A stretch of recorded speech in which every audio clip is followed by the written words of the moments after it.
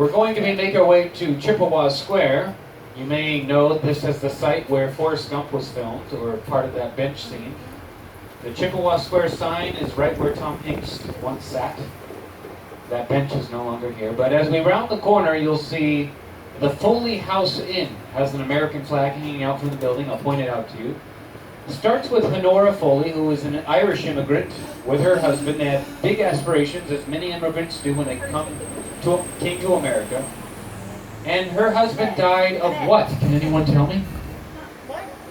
Yellow fever, very good. If you don't know how someone died in our history, the default answer is yellow fever.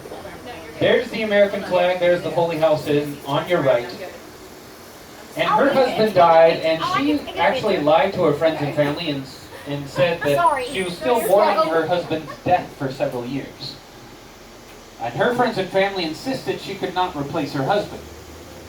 Well, she was quite happy being single, maybe you can relate. Until she met a man named Matthew, who was a Mason. I love that alliteration.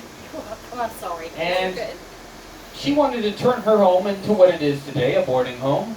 And Matthew helped her do so. And after it was completed, another man decided to stay there. We don't know his real name. We call him Wally. He was a very wealthy man, probably not used to rejection, and that included his women. Well, he was a bit of a stalker. He had eyes for Honora. And one evening when she went to bed, guess who followed behind without her consent? Wally broke inside of her bedroom, crawled inside of her bed, laid right next to her. She woke out of a fright, grabbed the nearest thing she could get her hands on, which happened to be a candlestick holder, and whacked him over the head and killed him.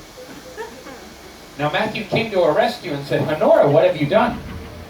She said, "I killed this man." He said, "I know, I can see that. What are we going to do with the body?" And they brainstormed for several minutes until Matthew had an idea. And he looked at Honora with a smile on his face and he said, "You know, Honora, I am a Mason." So, 100 years later, guess who they found inside of one of the walls with a fractured skull? Why do you think we call him Wally?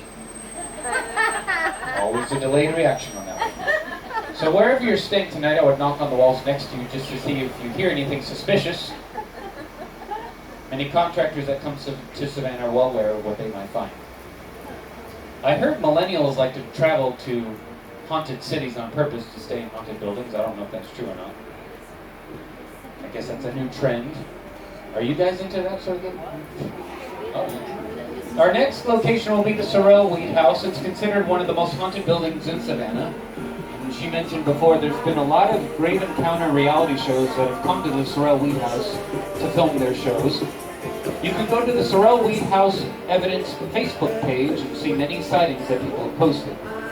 You'll see it there. The ochre-pillared buildings have left, and behind all the trees are the enslaved quarters. They refer to this house as the Pumpkin House for that reason.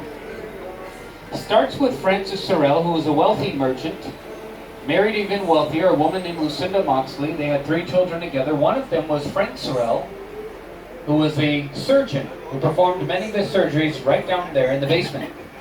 And if you were lucky enough to end up on his table, you had a 46% chance of surviving, which was pretty good in those days. Now, Lucinda actually succumbed to, let's say together, Yellow fever. yellow fever. I won't make you do that every time. And what does a grieving husband do when you lose the love of your life?